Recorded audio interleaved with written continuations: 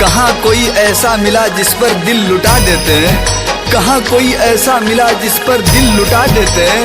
हर एक ने धोखा दिया, किस किस को भुला देते हैं।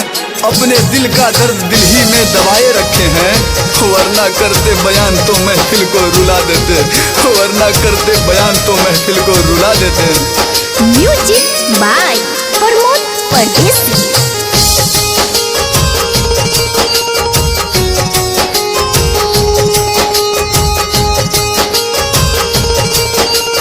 Presented by New Music World।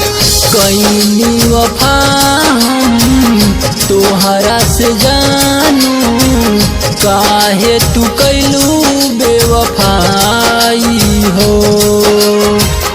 कईनी वफा तोहरा से जानू, काहे तू कैलू बेवफाई हो। तोहरा के हम भूल नहीं पाइनी, तोहरा के हम भूल नहीं पाइनी। कैसे तू गइलू भुलाई हो। कईनी वफा तोहरा से जानू, काहे तू कैलू बेवफाई हो। दिल के दरिया में धड़कन की कश्ती है, ख्वाबों की दुनिया में यादों की बस्ती है। मोहब्बत के बाजार में चाहत का सौदा है, वफा की कीमत से तो बेवफाई सस्ती है, वफा की कीमत से तो बेवफाई सस्ती है।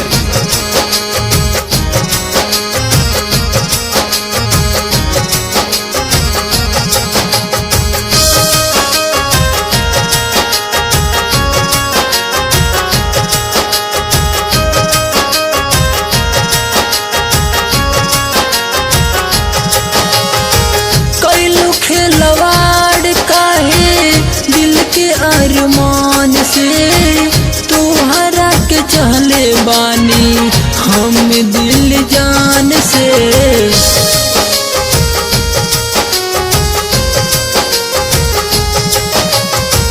कैलू खिलवाड़ काहे दिल के अरमान से, तोहरा के चहले बानी हम दिल जान से।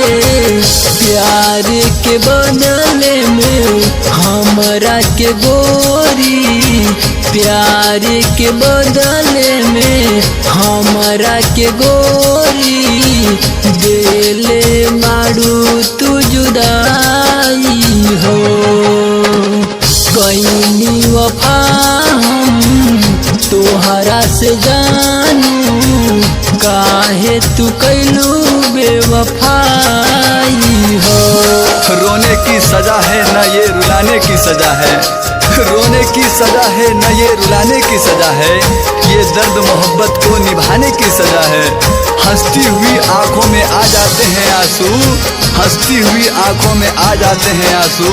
ये उस शख्स से दिल लगाने की सजा है।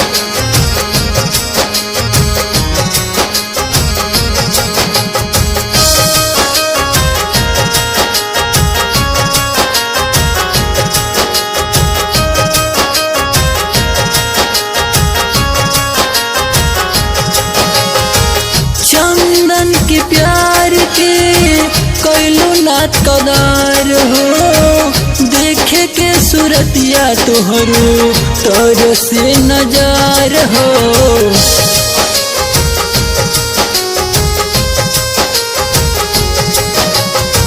चंदन के प्यार के कैलू ना कदार हो। देखे के सूरतिया तोहरो तर से नजार हो। हमसे तू दूर होके खुश बाड़ू रानी, हमसे तू दूर होके खुश बाड़ू रानी। कैसे हम जिंदगी बिता